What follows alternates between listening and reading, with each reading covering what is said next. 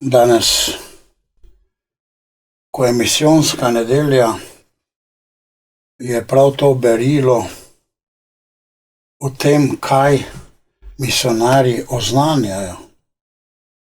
Kakor apostol Pavel, oznanjamo Jezusa Kristusa in to križanega, Božjo spravno žrtev. Po njem so nam grehi odpuščeni.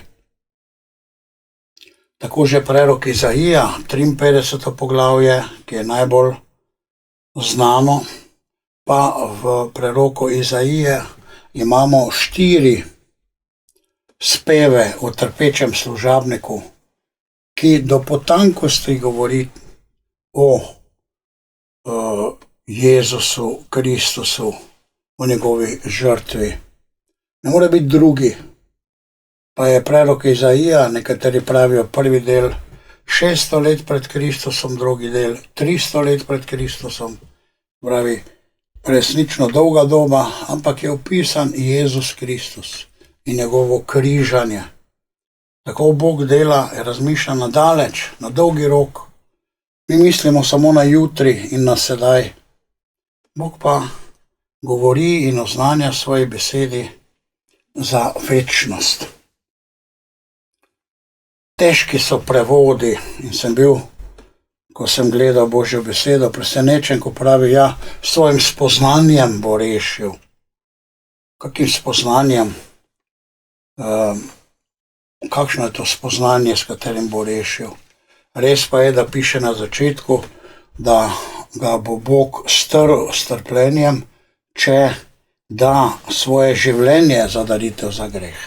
Torej, on je bil pripravljen dati svoje življenje za daritev, za greh, torej za odpuščanje grehov. In po tej žrtvi za Boga bo njegova notranjost zrla Boga v tem skrivnosti in bo s svojim trpljenjem, pravi tudi s svojim spoznanjem, bo rešil mnoge, s tem tudi, ko je svoje njihove krivde naložil nase. Naše krivde so na Jezusu Kristusu. To je sporočilo misionarjev in apostola Pavla o Božji ljubezni, Božjem načrtu rešitve. Tako v psalmu prav to govori, kako je Bog velik, vse čudovito ustvaril, človek pa tukaj sicer trpi, ampak tisti, ki je zvest Bogu, bo Bog se na njega ozrl. Se pravi, ta načrt rešitve. Bog razmišlja o nas, kako naj nas reši. In v prvem berilu smo brali, torej, po Jezusu Kristusu nas rešuje. Bog je uprt v tiste in pozorno gleda, kaj se z njimi dogaja, ki se ga bojijo, ki ga ljubijo, ki ga upoštevajo.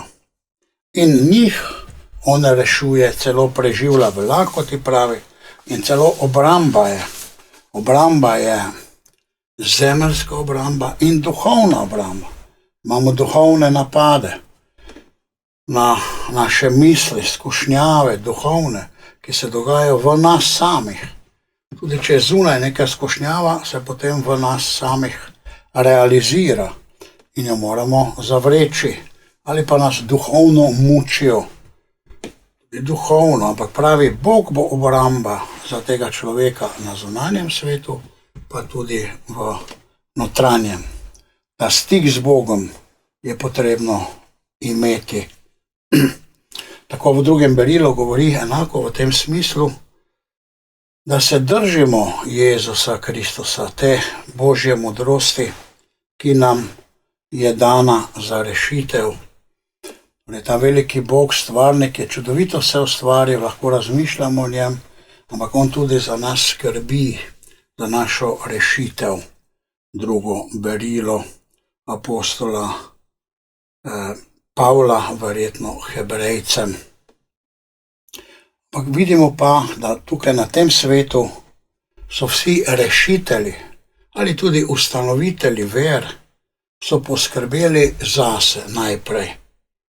Največkrat kar materialno in pa potem v moči, da je imel neko silo, moč in vsakršno oblast.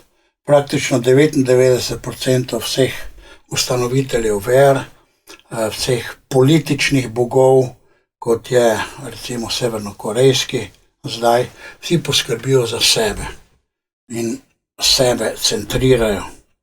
Ali pa tisti redki 1%, ki so pač poskrbeli za svoje neke vrste duhovno stanje, če mislijo, da je to tisto pravo.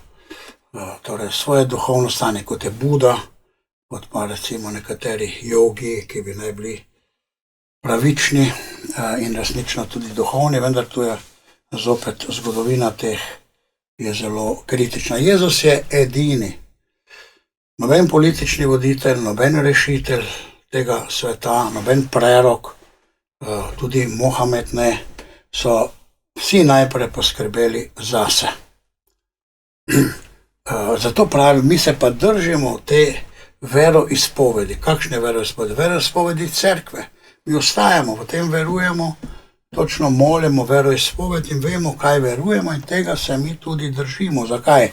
Ker imamo veličastnega, velikega duhovnika. Veličastnega. To ni nekaj navadnega, ni nekaj posvetnega. Veličastnega. Razlika je v tem, da je on edini od vseh si izbral trpljenje. Za koga? Za druge, za nas, da nas reši. On je resnično veličastni, veliki duhovnik, veličasten, veliki rešitelj. Jezus Kristus je čisto drugačen od vseh drugih. In je bil preizkušen, pravi tudi vsem razen, v grehu, ki ga je, se pravi, v začetku tudi zavrnil.